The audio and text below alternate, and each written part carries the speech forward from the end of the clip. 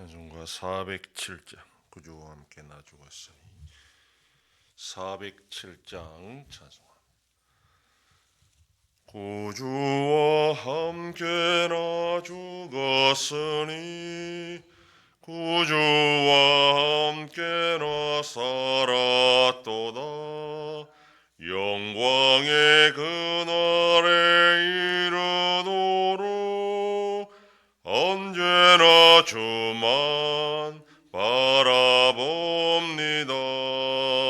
언제나 주는 날 사랑하사 언제나 새 생명 주시나니 영광의 그날에 이르도록 언제나 주만 바라봅니다.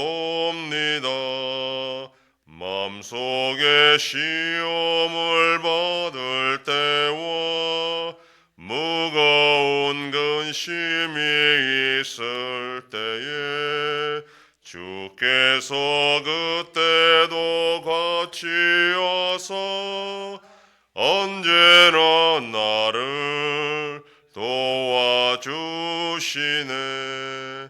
언제나 주는 날 사랑하사 언제나 새 생명 주시나니 영광의 그날에 이르도록 언제나 주만 바라봅니다.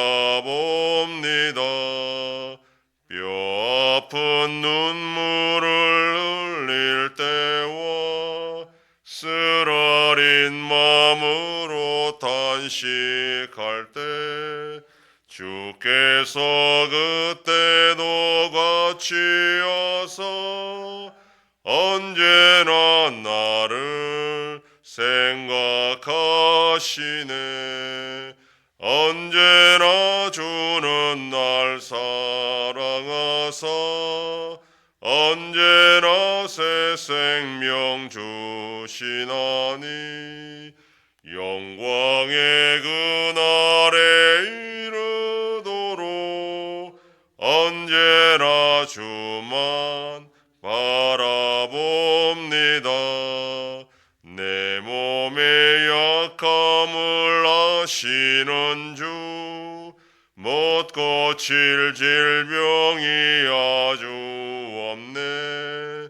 괴로운 날이나 기쁜 때나 언제나 나와 함께 계시네. 언제나 주는 날 사랑하사 언제나 새 생명 주시나니 영광의 그날에 이르도록 언제나 주만 바라봅니다. 아멘.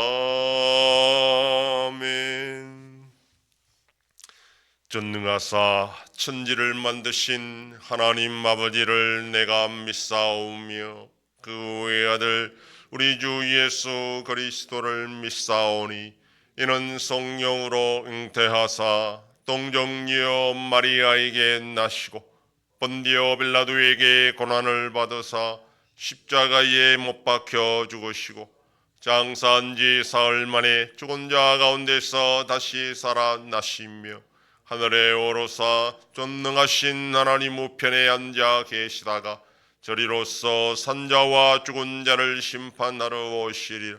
성령을 믿사오며 거룩한 공예와 성도가 서로 교통하는 것과 죄를 사하여 주시는 것과 몸이 다시 사는 것과 영원히 사는 것을 믿사옵나이다. 아멘. 하나님 말씀 레위기 24장 10절에서 23절까지의 말씀입니다. 구약성경 184페이지. 레위기 24장 10절로 23절 말씀 한 절씩 교독합니다. 이스라엘 자손 중에 그의 어머니가 이스라엘 여인이요 그의 아버지는 애굽 사람이 어떤 사람이 나가서 한 이스라엘 사람과 진영 중에서 싸우다가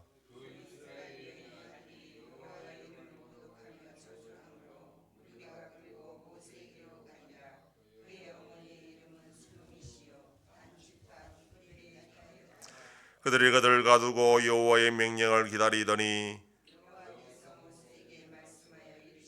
그 저주한 사람을 진영 밖으로 끌어내어 그것을 들은 모든 사람이 그들의 손을 그의 머리에 얹게 하고 온 회중이 돌로 그를 칠지니라.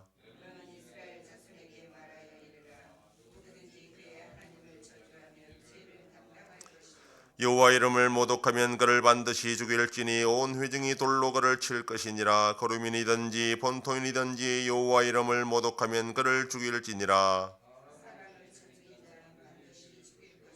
짐승을 쳐 죽인 자는 짐승으로 짐승을 갚을 것이며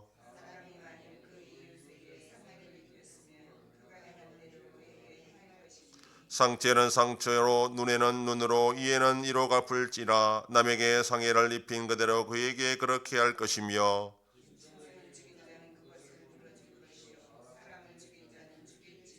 거류민에게든지 본토인에게든지 그 법을 동일하게 할 것은 나는 너희의 하나님 여호와임이니라.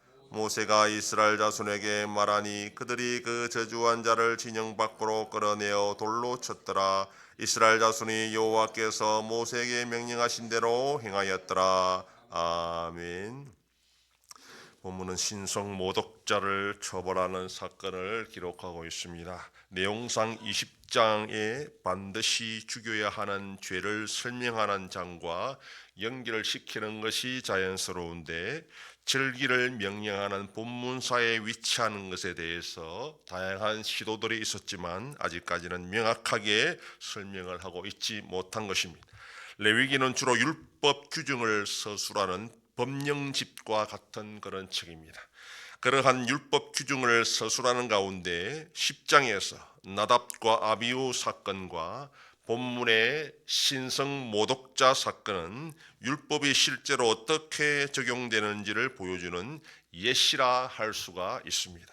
나답과 아비후 사건은 제사장이 하나님 앞에서 어떤 자세로 임해야 하는지를 보여주는 것이라면 본문의 신성 모독자 사건은 일반 백성들이 하나님 앞에서 어떻게 살아야 하는지를 보여주는 것입니다.